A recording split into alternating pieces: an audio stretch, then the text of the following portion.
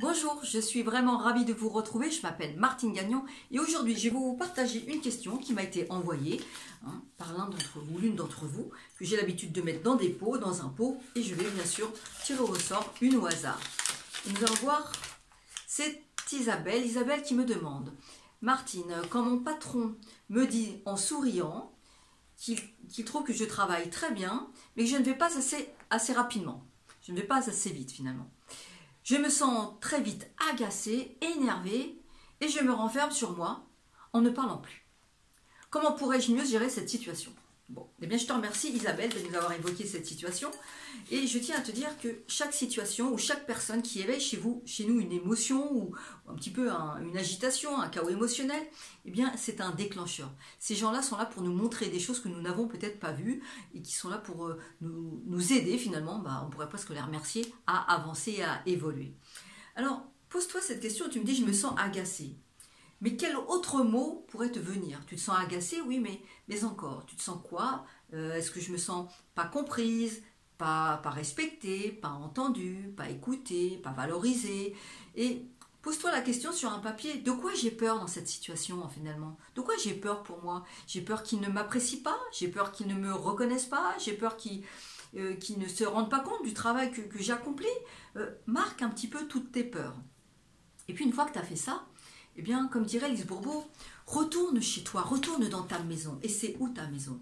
Eh bien, ta maison, c'est de voir dans ta vie, dans ton histoire, avec ton père, puisque là, il s'agit d'un homme. Alors, retournons avec ton père et demande-toi, est-ce que tous ces sentiments-là, je les ai déjà ressentis? Je les ai ressentis avec mon père. Parce que cette situation a juste éveillé chez toi ta blessure. Quand on réagit comme ça de façon tout le temps un petit peu de la même façon, c'est que ça vient appuyer sur un bouton qui n'a pas été résolu, qui n'a pas été réglé. Et tu me dis, je me renferme sur moi. Eh bien, puisque tu te renfermes sur toi, ça nous montre juste qu'il a appuyé sur la blessure d'injustice. Parce que qu'est-ce que fait la blessure d'injustice quand elle se sent vraiment qu'elle ne trouve pas ça normal du tout? Ça vraiment c'est inconfortable, eh bien elle se renferme, elle ne parle plus. Alors, est-ce qu'il se pourrait que déjà plus jeune tu avais cette même attitude, cette même réaction? Il y a de fortes chances que oui. Alors déjà, dis-toi que ce patron-là, il est juste là pour te montrer que, eh bien, tu me dis peut-être je me sens agacée et peut-être je me sens pas comprise, pas mise en valeur. La première des choses, c'est est-ce que toi tu te mets en valeur? Ça réveille cette blessure et cette blessure te dit, bien oui c'est vrai, peut-être que tu t'es pas senti suffisamment écoutée, entendue, mise en valeur. Eh bien c'est de voir que, est-ce que toi, tu te mets suffisamment en valeur? Est-ce que toi tu te valorises assez? Est-ce que toi tu t'écoutes assez? Parce que c'est important de se rendre compte de ça, c'est que le message c'est celui-là aussi.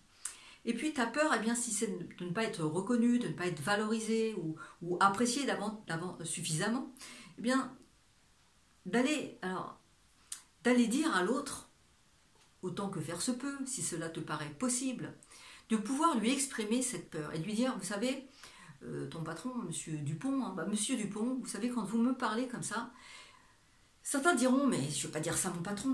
On se demande bien pourquoi, parce que finalement, ton patron, c'est juste un être humain comme toi. Et de lui dire avec tes mots, vous savez, quand vous me dites ça, voilà un petit peu, c'est assez inconfortable pour moi, parce que j'ai vraiment l'impression que vous n'appréciez pas suffisamment mon travail. Vous ne vous rendez pas compte du temps que j'y passe, de l'attention que j'y mets, et d'exprimer à l'autre ta peur. Donc voilà, en résumé, eh bien, de prendre conscience de trois choses. La première chose, c'est que ton patron, il a appuyé sur une blessure. En l'occurrence, c'est la blessure d'injustice, parce que eh bien, tu te renfermes sur toi. La deuxième chose, c'est de voir qu'il a réveillé cette blessure qui était liée à ce que tu as vécu plus petite.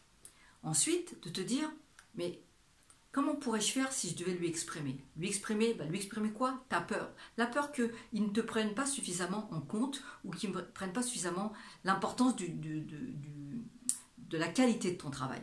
Et puis ensuite, eh bien, de voir que toi aussi, il serait temps que tu te valorises davantage. Il serait temps que tu te respectes davantage ou tu t'écoutes davantage.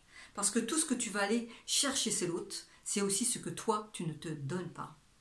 Voilà, j'ai fait au mieux pour te répondre de façon rapide à ta question. J'espère que ça t'aura donné un petit éclairage, Isabelle. Et puis que peut-être à d'autres, ça leur a permis aussi de comprendre les situations que vous traversez peut-être.